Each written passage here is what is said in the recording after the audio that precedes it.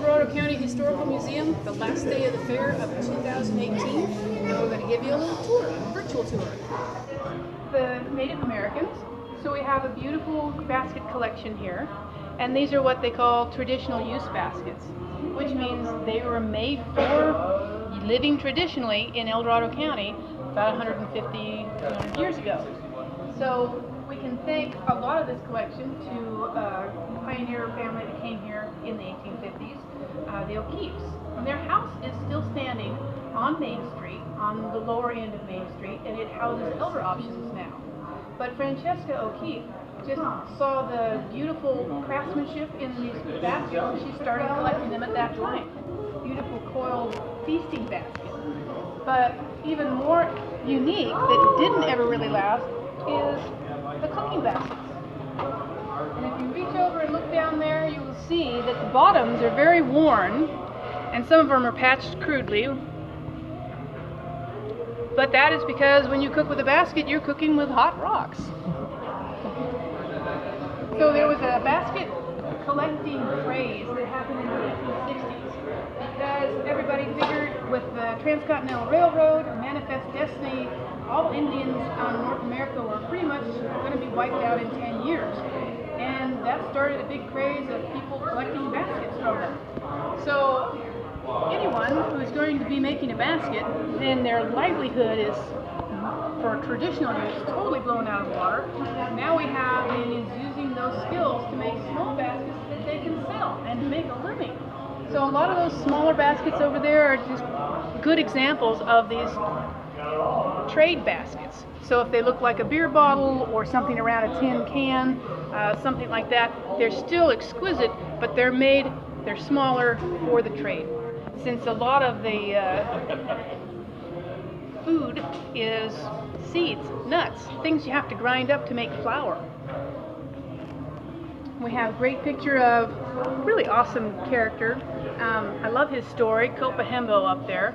There is a monument to him in the Georgetown Nature Center, and he was in the northern part of the county, and he lived he was born traditional time and lived through the gold rush, was very well respected. His name is a mixture of Nisenan and Nisenan and Washoe, I'm sorry, and it means grizzly bear killer. And of course a lot of people think, oh well, must be Indian tradition to go kill grizzly. Nobody wanted to go hunt grizzlies up here. It's just asking for trouble. It was not a traditional thing at all. But the story goes that he and two of his buddies were coming back from a little hunting trip, and he must have smelled pretty good from whatever they were getting, because his friends saw a grizzly bear lunge out of the brush, start to maul him, and he's of course a very young teenager at this time. He got off three arrows, and that was it. The bear was all over him. His two buddies ran for home because there was nothing they could do to fight a grizzly bear.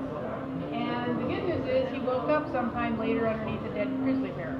Of course, at that time, if you think about it, he comes back to the village looking all gory without some evidence. They're probably going to think he's a zombie, or the undead. So he has to prove, hey, if the bear lost, I won. But that's how he got his name, grizzly bear killer. What I think is really special about this fellow is that Caleb Greenwood out there by Georgetown had a physician who could inoculate against the pox. And at that time, any inoculation, even the miners were skeptical about that, thought it was witchcraft. Copahembo asked them, why are you doing that? And you're doing it to your kids. And they said, well, they'll get sick a little bit, but they won't get sick like they would if they got the real pox. Can you teach me how to do that? And he said, well, sure, yeah. So they taught Copahembo how to inoculate, probably using quills, just using pens and feathers at that time is a very standard thing. And how many lives he saved exponentially by being able to inoculate at that time is really, really something outstanding. And that's our mining display. So we've got a lot of stuff going here. If you're taking a picture of that, that actually moves. Our little model of the Marshall's Mill, Sutter's Mill. Marshall's the guy who built it. That would be an undershot water wheel. And of course Marshall's come in here to to harvest lumber. He's in connection with Sutter and Marshall making the mill. He's got his workers. Of course, he's finding gold. Why he's digging in the tail race of his mill, some people are still a little fuzzy about. A lot of people think he was panning for gold even then, when in fact he had put it in a very flat portion of the river area, and he's making a mill race to run his mill, to make that water wheel turn. So in order to do that, he's got to divert some water off the river, something he can shut on and off with a couple of planks. And what he found was he was creating a very good mill pond. It wasn't very good for making that water wheel turn. And so he had to be digging on the tail race of his mill, where the water's going out, to try and get a little more drop to the water so his mill would run better. And that's when he found the gold. All our little miners working away. It's a fun depiction of all the different kinds of mining. If anybody's had someone who live in the Placerville area and they're taking a phone order, someone from out of the area would say, "Oh, you live in Placerville." It's not Placerville, it's Placerville, named after the placer gold. So your first gold miners who come in here, you're going to pan for the loose gold, it's known as placer gold. And then it doesn't take them long to realize there's rocks that have gold in it. How are you going to get the gold out?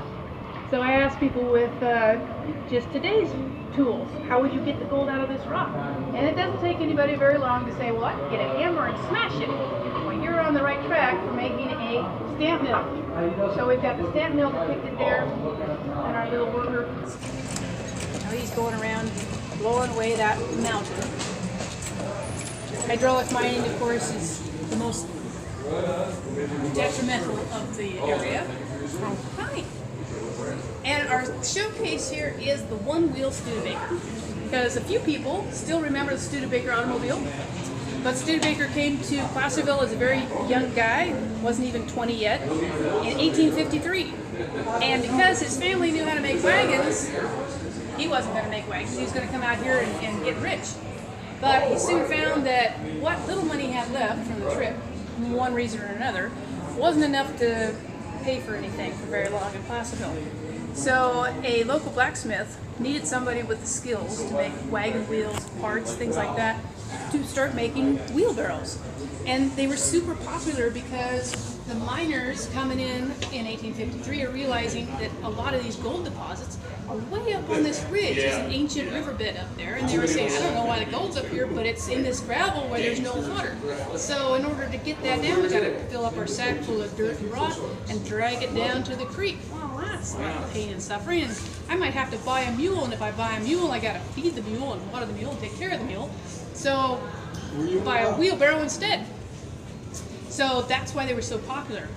He stayed here for almost 8 years, and he provided a little nest egg by selling wheelbarrows.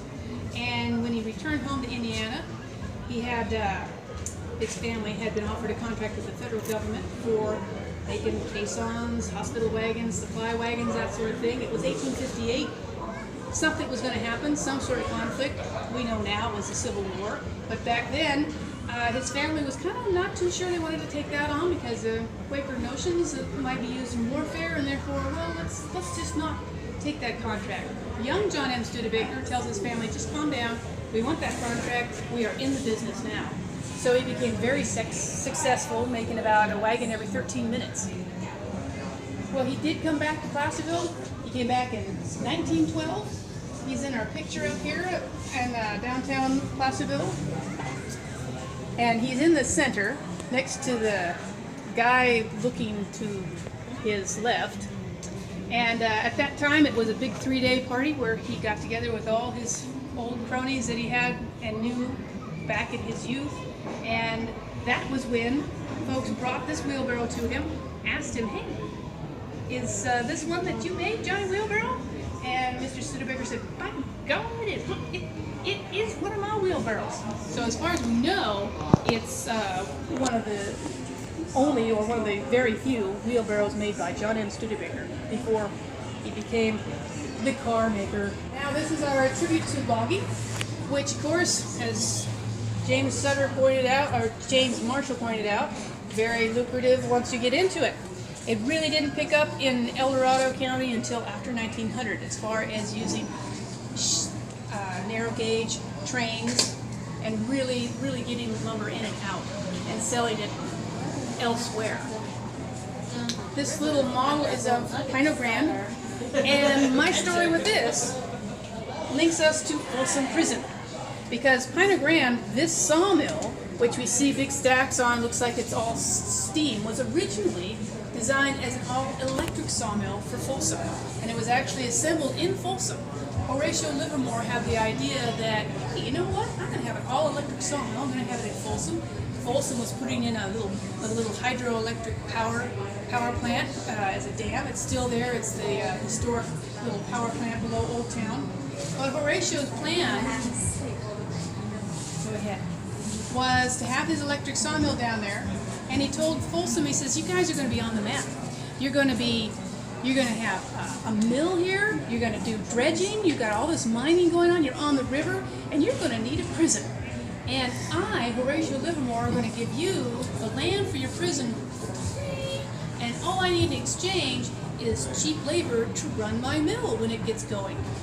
So the plan was, his property up on the Georgetown Divide, where the lumber was, he's going to drop the trees on this long, fun little slide about 1,500 feet into the river, American River, and then they're just going to float those logs down the river to Folsom. And anybody who's enjoyed a good rafting trip down the American River can certainly appreciate how difficult it might be to float logs down it, because it's known as fun, twisty rocks, there's slides, there's all sorts of obstacles to go over. It's not something that you're going to be floating large primo pine logs down, or sugar pine logs.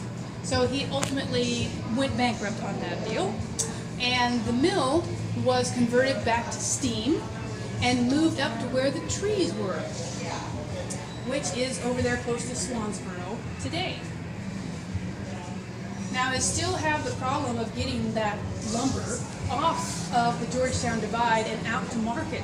And that's when you go up to Apple Hill and you see Cable Road, Chute Camp Road, all those things related to Cable Point.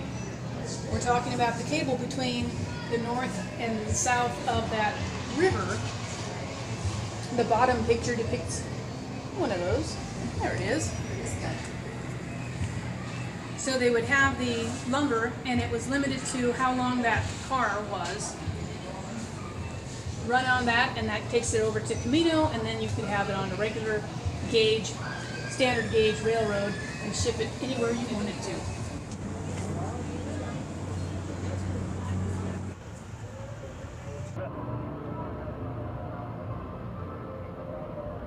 This is a 1907 Shea locomotive. What makes Shays different from most locomotives is the fact that they are gear-driven instead of driven by arms. They were used primarily for mining and logging because they're very powerful but not very fast. The other thing that makes the Shea different from a lot of locomotives is the fact that the trucks actually pivot and turn. So you can take very tight corners with them. This one belonged to Caldor Lumber Company out towards Grizzly Flat. It sat out in the fairgrounds for years, just in the field, until the guys decided to try to restore it. They started 20-something years ago restoring it. Right now, our major hang-up is we need a boiler. That one's no longer safe to use. So a boiler runs about $300,000. So we'd have to take this one off and ship it back to a company back east that would make an actual restoration unit. It look exactly the way it looks now, except it'll be welded instead of riveted. We also operate our own little railroad out of Shingle Springs in El Dorado. We use 8 cars, which is a small work car. So we run every Sunday either out of El Dorado or Shingle Springs, except during the fair. We never run during the fair. So